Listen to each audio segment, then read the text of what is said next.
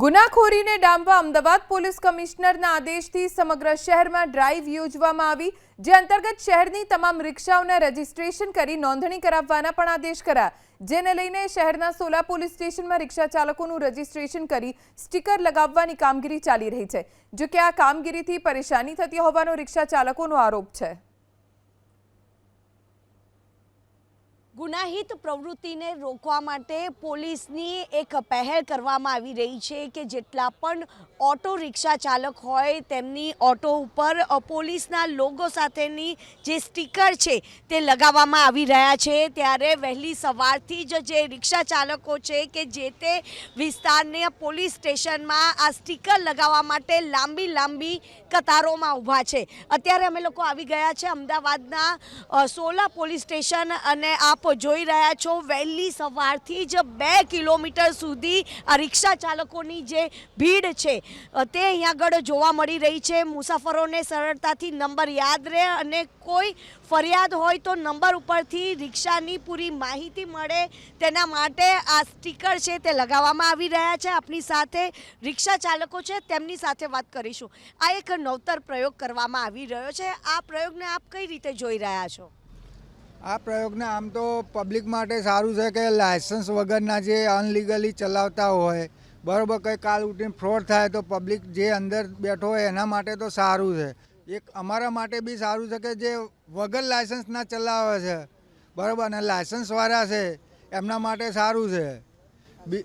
અને બીજું કે મેડમ અમે આ જે અઠવાડિયાથી 10 દિવસથી ધક્કા ખાઈએ કે જે મિનિમમ 50 રિક્ષા કે 100 રિક્ષા હોય પણ વધારે પડતી જેમ લગાવે એમ બીજી પબ્લિક બી હેરાન ના થાય। જે રિક્ષાવાળાઓ અઠવાડિયે 10 દિવસથી ધક્કા ખાય છે, આ જેટલું કામ જલ્દી કરે એટલું સારું છે। હવે અમે માનવામાં આવે છે કે આ 1લી તારીખ સુધી છે, તો શું 1લી તારીખ પછી બંધ થઈ જશે કે પછી અમારી રિક્ષા કાયદેસર લાયસન્સ છે, કાગળિયા છે બરાબર છે તો પછી પકડશે અમને, તો અમારે તો ખોટો દંડ વસૂલવાનો થશે ને।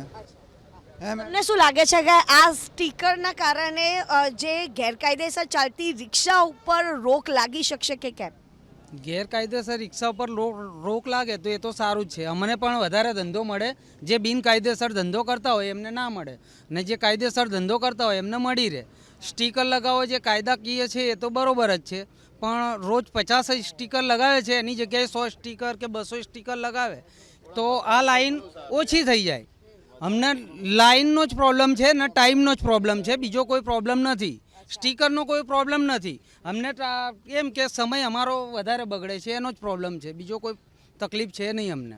વહેલી સવારથી જ ભાઈ આપ લાંબી લાઈનોમાં અહીંયા આગળ ઊભા છો, ત્યારે કામ ધંધો છોડીને આપ અહીંયા આગળ આવ્યા છો, કેટલી મુશ્કેલી પડી રહી છે? જોકે આ જે સ્ટીકર લગાવવાની જે કામગીરી છે એ સરાહનીય છે, પરંતુ રિક્ષા ચાલકો અત્યારે હેરાન થઈ રહ્યા છે। વાત સાચી છે, મારું કહેવું એવું જ છે કે થોડો જે આપણે 50 લે એની જગ્યાએ 100 લે તો ઘણું સારું, 100થી વધારે લે તો બી સારું, કારણ કે પબ્લિક હેરાન થાય છે। અચ્છા, કેટલા વાગ્યાથી અહીંયા આગળ તમે ઊભા છો? અહીંયા આગળ 4 વાગ્યાથી ઊભો છું, ત્યારે 61મો નંબર છે। લોકો સાંજે 7 વાગ્યાથી અહીંયા ઊભા છે, અહીંયા આગળ લોકોને અહીંયા સૂઈ બી ગયા છે, એમને મચ્છર બી કાપે છે, કયો લોકો પબ્લિક હેરાન થાય છે, બીજું કંઈ નહીં।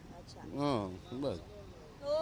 રાતથી જ આ લોકો છે કે જે અહીંયા આગળ સૂઈ ગયા છે, કારણ કે 100 જેટલા સ્ટીકરો છે તે અત્યારે આપવામાં આવી રહ્યા છે અને ધંધા રોજગાર મૂકીને અને આ રિક્ષા ચાલકો સ્ટીકર લગાવવા માટે લાઈનોમાં ઊભા છે। જોકે શહેરમાં કાયદો અને વ્યવસ્થા જળવાઈ રહે તેના માટે પોલીસ કમિશનર દ્વારા ઓટો રિક્ષા ઉપર સ્ટીકર લગાવવાનું જાહેરનામું બહાર પાડવામાં આવ્યું છે અને ત્યારબાદ ખાસ કરીને અમદાવાદના અલગ પોલીસ સ્ટેશનમાં જે ઓટો રિક્ષા ચાલકો લાઈનો લગાવીને ઊભા છે સ્ટીકર લગાવવા માટે।